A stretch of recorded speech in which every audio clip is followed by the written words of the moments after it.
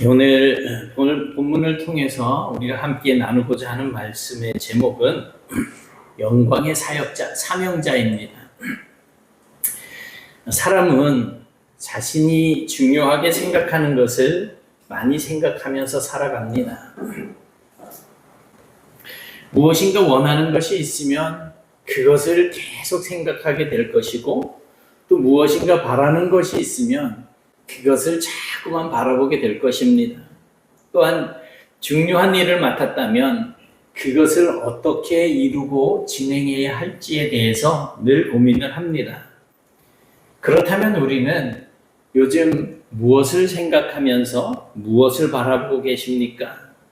오늘 말씀은 우리에게 아주 한 가지 중요한 질문을 던지고 있습니다. 하나님께서 나에게 맡겨주신 사명을 나는 과연 어떻게 감당하고 있는가 하는 것입니다. 오늘 본문은 바울이 자기 인생의 마지막 순간을 앞두고 이제 디모데에게 남긴 마지막 권면입니다. 이렇게 바울은 죽음을 앞두고 있으면서도 자기에 대한 어떤 이야기를 길게 하지 않습니다. 오히려 디모데에게 끝까지 사명을 감당하라 라고 권면을 하고 있습니다. 이 말씀은 오늘 우리에게도 주시는 하나님의 말씀임을 기억하시고 말씀을 마음으로 받으시기 바랍니다. 첫 번째로 주고 있는 권면은 때를 얻든지 못 얻든지 말씀을 전하라는 것입니다. 1절, 2절에서 바울은 하나님과 다시 오실 예수 그리스도 앞에서 디모데에게 아주 엄중하게 명령을 내리고 있습니다. 그 명령의 내용이 바로 2절의 말씀입니다. 너는 말씀을 전파하라. 때를 얻든지 못 얻든지 항상 힘쓰라. 여기서 때를 얻든지 못 얻든지라고 하는 이 말은 상황이 좋은 상황이든 아니면 좋지 않은 상황이든 사람들이 우리가 전하는 말을 받아들이든 거부하든 항상 말씀을 전하는 삶을 살라는 것입니다.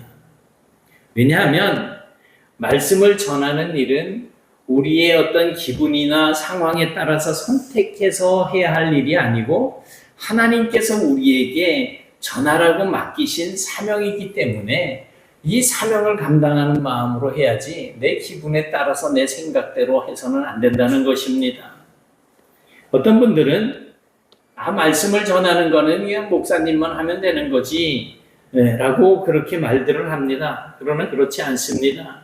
말씀을 전하는 일이 어떤 특별한 사람들만 해야지 되는 일이라고 한다면 바울을 통해서 이 편지가 기록이 되어지고 성경으로 이렇게 남겨져서 우리에게까지 전해질 이유가 없습니다. 그냥 디모데에게만 전해지고 끝내면 되는 거였었어요. 그래서 이 말씀을 읽는 사람, 하나님을 믿는 사람, 누구에게나 이 복음을 전해야지 되는, 나타내야 하는 그런 사명이 있다라고 하는 것입니다. 하지만 꼭 많은 사람들 앞에서만 해야지 된다라고 하는 그런 의미는 아닙니다.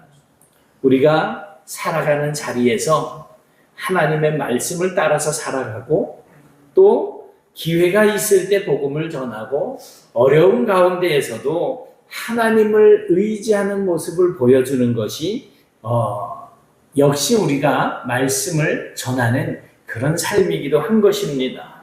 그러므로 우리는 삶을 통해서 이렇게 말을 할 수가 있어야지 됩니다. 나는 내 힘만 의지해서 사는 사람이 아니라 오직 하나님을 의지하며 살아가는 사람입니다. 라고 하는 고백입니다.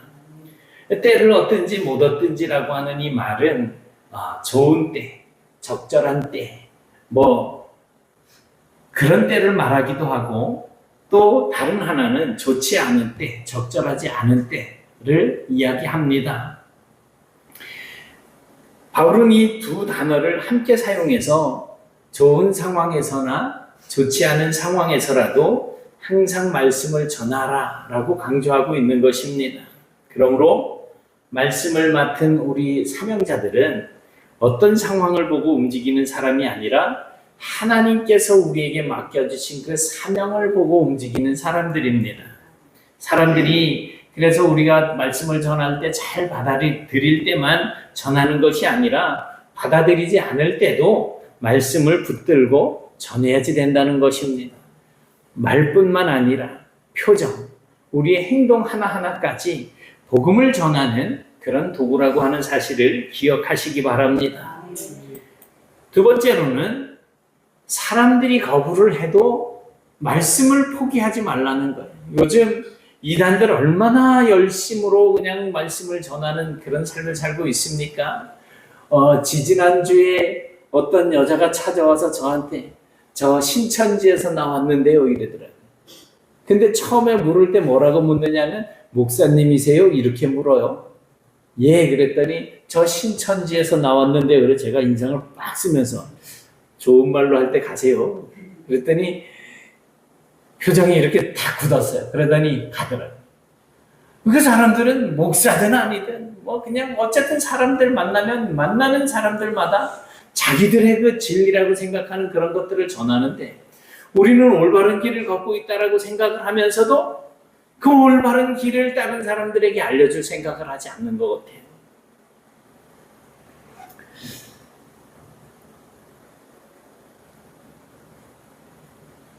우리가 구원의 은총이 가득 담긴 이 하나님의 말씀을 전한다고 해서 사람들이 항상 좋아하는 것은 아닙니다.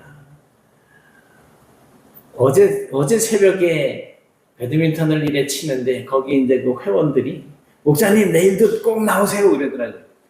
내가 주일날 안 나가는 거 뻔히 알면서. 그래서 제가 그랬어요. 나한테 나오라 그러기 전에 교회부터 먼저 나와야 될 거 아니야 그랬더니 그래놓고선 생각을 하니까 제가 실수를 한 것 같아요. 그럼 우리가 교회 나가면 나오실 거예요 이럴 것 같아서. 그래서 이제 가만히 있었어요. 그 말 끝내서. 그랬더니 점심 때 멎어요 이러더라고요. 다행히. 그래 오늘 제가 아까도 잠깐 말씀드렸지만 메뉴를 몰라서 말을 못했어요. 원래는 육개장 먹는 날인데 내일은 메뉴가 달라. 근데 내일 가면 이제 얘기할 거예요. 우산불고기 나왔다 이렇게. 제찬서 우리 교회 밥이 제일 맛있으니까 와 이랬어요. 이제 뭐 나올 수 있을 것 같아 밥 먹으러. 예배는 아직 힘들 것 같아. 그래도 어쨌든 간에 어떤 상황이든지 간에 그 사람들한테 말씀을 전하려고 애쓰는 그런 삶이 우리에게 필요하다는 것입니다.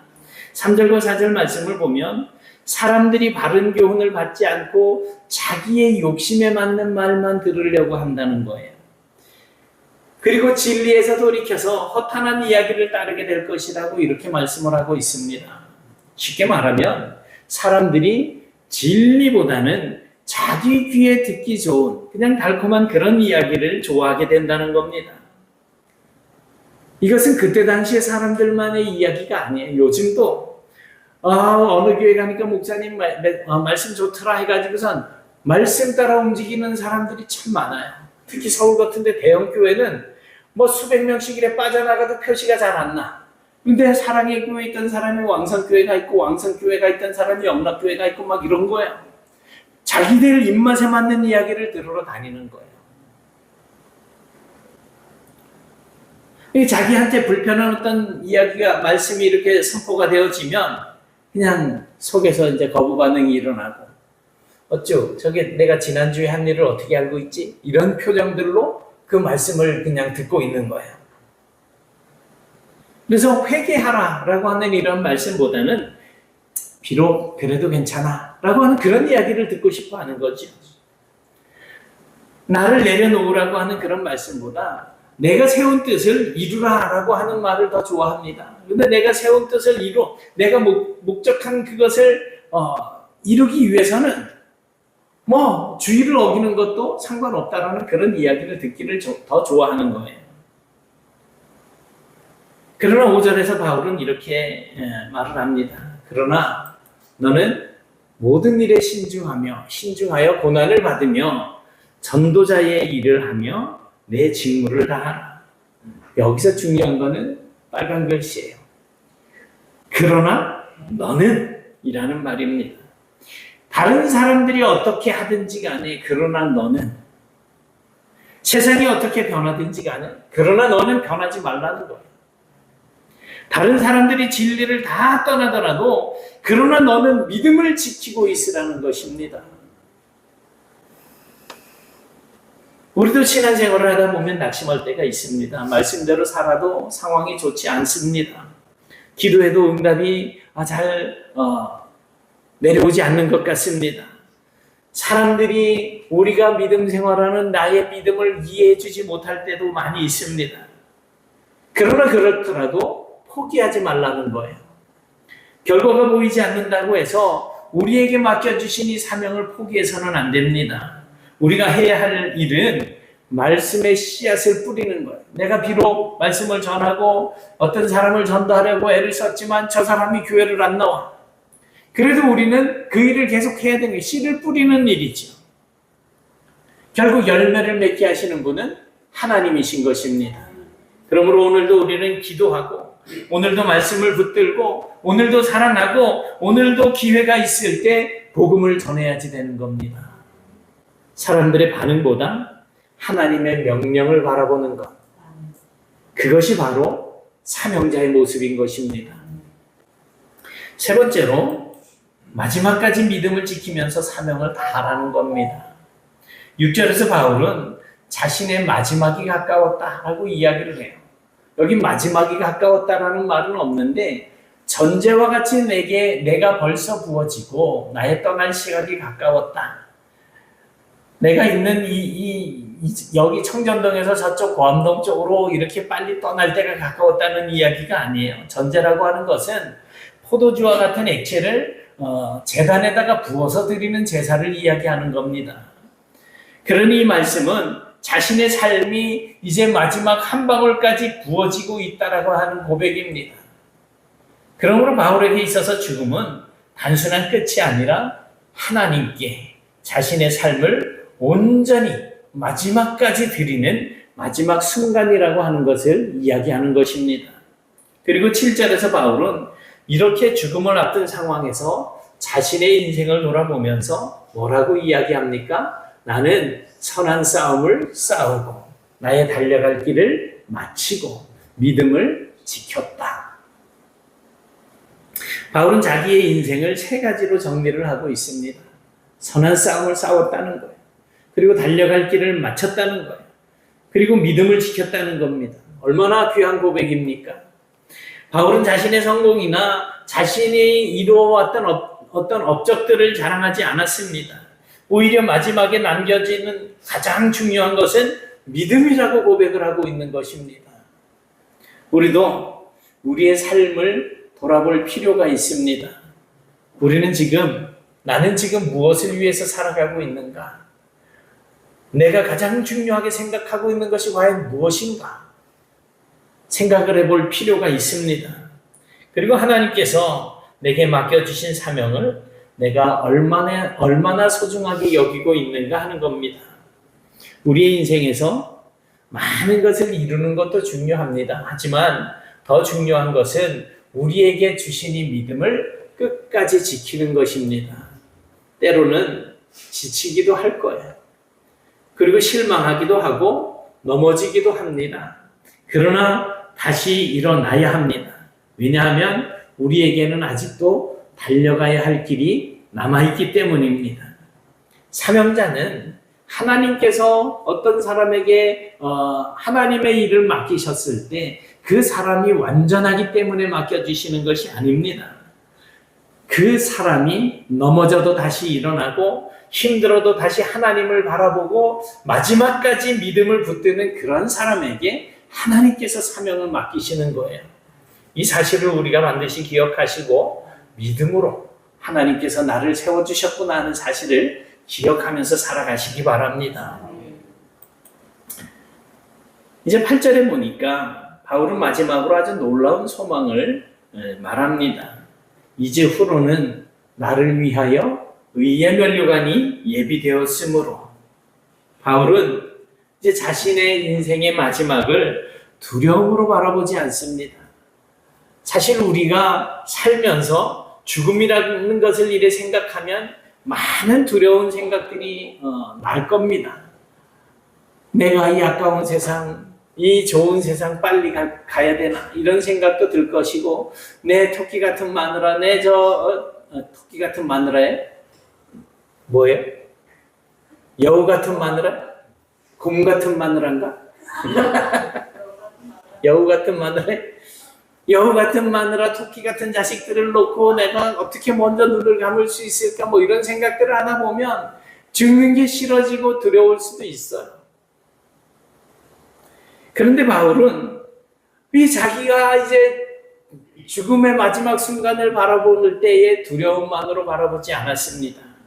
오히려 하나님께서 자기를 위해서 마련해 두신 그 의의 면류관을 바라보고 있는 것입니다.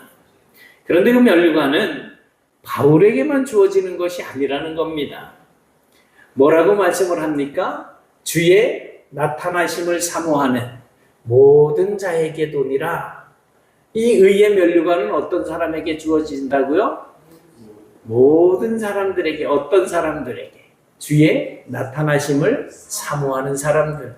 주의 다시 오시는 것을 사모하는 삶을 사는 사람들은 어떤 사람들입니까? 달려갈 길을 다 가고 의를 지키면서, 믿음을 지키면서 살아가는 그런 사람들 아니겠습니까?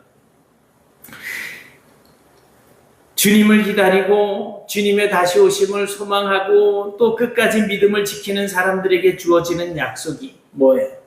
의의 면류관입니다. 그러므로 우리는 눈앞에 펼쳐져 있는 이런 상황만 바라보면서 살아서는 안 될 것입니다.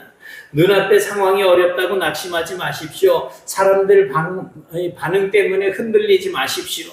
우리에게는 분명한 소망이 있습니다. 뭡니까? 예수님께서 다시 세상에 오신다는 거예요. 그리고 그날 우리가 주님 앞에 서게 될 때에 의의 면류관을 받아쓰게 될 것이라는 것입니다. 그때는 우리가 세상에서 얼마나 많이 가졌는가가 아니라 하나님께서 우리에게 맡겨주신 사명을 어떻게 감당했느냐가 중요합니다. 달란트를 우리에게 맡겼을 때 그 달란트를 묻어놓고 그저 지내고 있다가 주님 다시 오셨을 때 당신께서 나에게 맡겨주신 것입니다라고 내놓는 것이 아니고 우리에게 맡겨주신 그 사명을 최선을 다해서 감당하며 살아갈 때에 하나님께서 거기에 대한 보상을 우리에게 주신다는 거예요.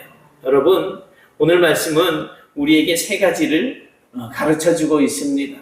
첫째는 때를 얻든지 못 얻든지 항상 말씀을 전파하라. 두 번째는 사람들이 거부해도 말씀을 포기하지 말아라. 세 번째는 주님을 바라보면서, 어떤 주님을 바라보라는 거예요? 다시 오실 주님을 바라보면서 마지막까지 믿음을 지키라 라고 하는 것입니다. 우리의 삶에는 하나님께서 맡기신 사명이 있습니다. 그 사명이 크든 작든 모든 사명에 대해서 우리는 소중하게 여길 줄 알아야 합니다. 말씀을 전할 기회가 있다면 전하십시오. 기도할 사람이 있다면 기도하십시오. 사랑을 나타낼 기회가 있다면 사랑하십시오. 그리고 우리의 삶으로 복음을 보여주십시오. 언젠가 우리도 하나님 앞에 서게 될 날이 올 것입니다. 그날 우리도 바울처럼 나는 선한 싸움을 싸우고 나의 달려갈 길을 마치고 내 믿음을 지켰습니다라고 고백할 수 있게 되길 바랍니다. 그리고 주님께서 예비하신 의의 면류관을 바라보시면서 오늘도 맡겨주신 자리에서 말씀을 붙들고 믿음을 지키며 사명을 온전히 감당하며 살아가는 영광의 사명자들이 다 되실 수 있기를 주님의 이름으로 축원합니다. 사랑의 하나님, 오늘도 말씀을 통하여 우리에게 귀한 사명을 깨닫게 하시니 감사합니다. 우리의 남은 삶이 나 자신만을 위한 삶이 아니라 주님께서 맡겨주신 사명을 감당하는 삶이 될 수 있도록 도와주옵소서. 때를 얻든지 못 얻든지 항상 하나님의 말씀을 전하는 일에 힘쓰게 하시고 사람들이 우리의 믿음을 받아들이지 않을 때에도 낙심하지 않게 하옵시며 끝까지 믿음을 지키며 살아갈 수 있도록 도와주시옵소서. 특별히 우리의 자녀들에게 믿음의 유산을 물려줄 수 있도록 도와주옵시고 우리의 말과 행동을 통하여서 그리스도의 사랑을 세상에 드러내는 삶을 살아갈 수 있도록 인도해 주시옵소서. 우리의 남은 날들을 헛되이 보내지 않게 하시고 바울처럼 선한 싸움을 싸우며 달려갈 길을 끝까지 달려가게 하시고 우리의 믿음을 지킴으로 말미암아 주님께서 다시 오실 그날을 소망하며 우리 모두가 하나님의 은혜 가운데 의의 면류관을 쓰고 주님의 영광의 자리로 함께 나아갈 수 있도록 도와주시옵소서. 예수님 이름으로 기도드리옵나이다. 아멘.